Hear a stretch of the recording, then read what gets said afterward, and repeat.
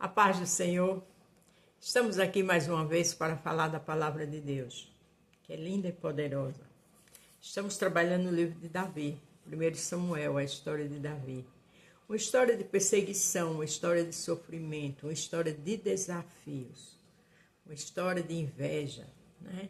E muitas vezes eu e você passamos, identificamos com alguma coisa que aconteceu nessa história. E quando eu e você se identifica, é para aprender a direção de Deus no meio disso tudo. É para aprender que Deus dá livramento, que Deus honra, que Deus promete e cumpre. Então que a gente aprenda junto, que a gente cresça junto com o que o Senhor quer fazer na minha e na tua vida, falando conosco através da história de Davi. Se você vai ver pela manhã, bom dia. Se for à tarde, boa tarde. E se for à noite, boa noite. Hoje o tema é: sem a presença de Deus, fica sem proteção. Por que eu coloquei isso? Porque Davi, por incrível que pareça, passou um tempo sem a presença de Deus. Mesmo sendo um homem segundo o coração de Deus. E muitas vezes você trabalhava na obra, era um instrumento abençoado, por lutas, por situações que machucaram muito, você saiu. Então, quando se sai, ficamos sem a presença deles e ficamos sem a proteção dele. Até aparentemente diz que está feliz, mostra fotos, mas não está. Porque sem a presença de Deus, as proteções vão embora. A graça dele vai embora. Mesmo ele cuidando, dando alimentação, abençoando o trabalho, tendo dinheiro, mas fica tudo diferente. E Davi aqui, ele não vigiou. Nesses dias aqui, a gente nota, nessa temporada, que Davi não orou. Davi simplesmente foi embora, estava cansado da perseguição de Saul. Hoje em si você não vai ver não, mas amanhã você vai ver o resultado disso. Então volte para Cristo, porque sem a presença do Senhor fica sem proteção, fica vulnerável. E com certeza quando vir uma situação pior, grande vai ser as consequências. 1 Samuel 27, do 1 ao 12. Quando está chovendo, minha garganta fica assim. Davi pensou assim: algum dia Saul vai me matar. A melhor coisa que posso fazer é fugir para a terra dos filisteus. Aí Saul deixará de me procurar em toda a terra de Israel, e assim eu ficarei livre de perigo. Ele não orou. Ele não disse: Senhor, vem cá, me ajuda. Me dê uma direção. Não. Ele simplesmente disse: eu vou embora. Na cabeça dele ele estava cansado, fadigado. Saul vai me matar se eu ficar por aqui. Quando a pessoa para de orar, quando a pessoa para de ler a Bíblia, de ir à igreja, perde a direção. Fica vulnerável, fica à deriva. Então Davi e seus 600 homens foram imediatamente para onde estava Aquis, filho de Moaque, governador de Gate. E Davi e seus homens ficaram morando ali, em Gate, com as suas famílias, e estava Davi com as suas duas mulheres, Ainoã e Jerizel e Abigail, a viúva de Nabal, de Carmelo. Veja que foram embora para onde? Para a terra dos filisteus. Ele tinha matado Golias, que era filisteu. Ele era inimigo, ele quando estava com Saul, matou muito dos filisteus. Lembra quando Saul disse que para ele casar com a filha dele tinha que trazer homens, né, prepúcios, mortos para Saul, que era uma emboscada, e ele trouxe. Então, gente, como é que a pessoa é inimiga e volta para a terra do inimigo? Isso não dá certo, né? Com certeza, alguns ali olhavam ele de forma mal, porque quando está sem a presença de Deus, o ambiente não fica legal. As pessoas ficam te olhando, ficam te julgando, te apontando. Olha, só via na igreja, olha como está agora. E imagina aqui um homem que matava, que era sanguinário, que era de guerra. Está justamente no lugar dos inimigos. Às vezes o próprio Satanás cria essas situações para lá na frente dar uma rasteira. Vigie, volte para Cristo, porque aí onde você está sem proteção. Quando Saul soube que Davi tinha fugido para Gate, deixou de procurá-lo. Veja que o lugar que Davi estava era tão hostil que Saul foi embora. deixou de procurar ele. Porque os filisteus eram uma guerra terrível com Saul, mas com certeza também não confiava em Davi. Davi disse a Aquis: se você é meu amigo, me dê uma cidade pequena para eu morar nela. Não é preciso que eu fique morando com você na capital. Ainda ficou mendigando. Porque sem a presença de Deus tem mendigação. Sem a presença de Deus fica perdido. Sem a presença de Deus, onde chega não tem paz. Sem a presença de Deus, as pessoas não veem a graça de Deus na sua vida. Então Aquis deu a Davi a cidade de Ziclag. Por isso, até hoje, Ziclag pertence ao rei de Judá. Davi morou 1 ano e 4 meses na terra dos filisteus. 1 ano e 4 meses, sem a proteção de Deus.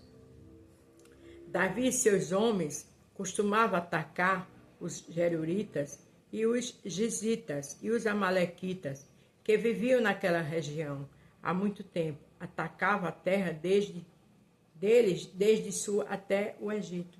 Veja, vivia em guerra do mesmo jeito. Vivia atacando. Por que ele vivia atacando? Matava todos os homens e mulheres e tomava as ovelhas, o gado, os jumentos, os camelos e também as roupas. Aí Davi voltava para Gade. Aquis lhe perguntava: quem foi que você atacou hoje? Davi respondia que tinha atacado o sul de Judá, ou a tribo de Jezreel, ou a terra de Quineus. Veja, ele ficava atacando o povo para se alimentar. Ele fez o que? Acordo com pessoas que não devia. Ele começou numa situação hostil, difícil, mais do que ele estava. Porque mesmo tendo perseguição, mas Deus estava com ele. Ele ia ter lutas, mas Deus não ia permitir. Porque a própria palavra diz: no mundo tereis aflições, tem de bom ânimo que eu venci o mundo. Aflições com Cristo a gente vence porque ele a venceu. Aflições com Cristo a gente tem paz. Aflições com Cristo, mas ele está ali dando direção, proteção, livramento, é diferente. Davi matava todo homem e mulheres para que ninguém voltasse a Gade. E contasse o que ele e os seus homens faziam. Davi fez isto todo o tempo que morou em terra entre os filisteus. Veja, ele matava para as pessoas não dizer que ele estava ali. Veja que situação difícil. Veja onde ele se meteu. Ele não orou. Ele decidiu ir embora para Saul parar de perseguir ele. E realmente, quando Saul soube onde ele estava, foi embora. Mas as consequências vieram para ele.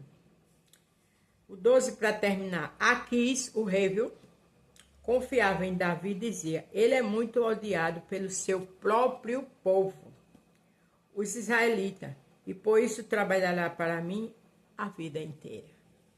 Quer dizer, ele ficou escravo ali. Porque o rei disse: não, ele é odiado pelo seu próprio povo. Então, como era que ele ia voltar para Israel?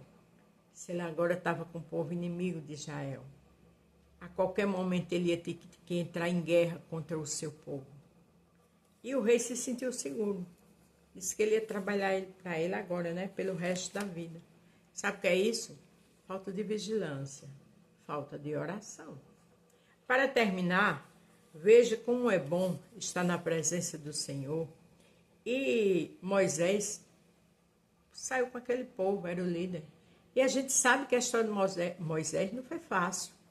A gente sabe que era luta constante, mas Deus estava com ele o tempo todo. Êxodo 33, do 15 ao 16. Porque Moisés tinha pedido a Deus para que Deus fosse com eles. E o Senhor disse que ia enviar anjo, que a presença de Deus não ia com ele, porque o povo tinha um coração duro, desobedecia. Mas veja a resposta de Moisés a Deus, quando Deus disse que ia enviar o anjo e não ia. Então Moisés respondeu: se não fores com o teu povo, não nos faça sair deste lugar. Porque Moisés sabia que sem Deus ele não ia a lugar nenhum. Como é que os outros povos poderão saber que está contente?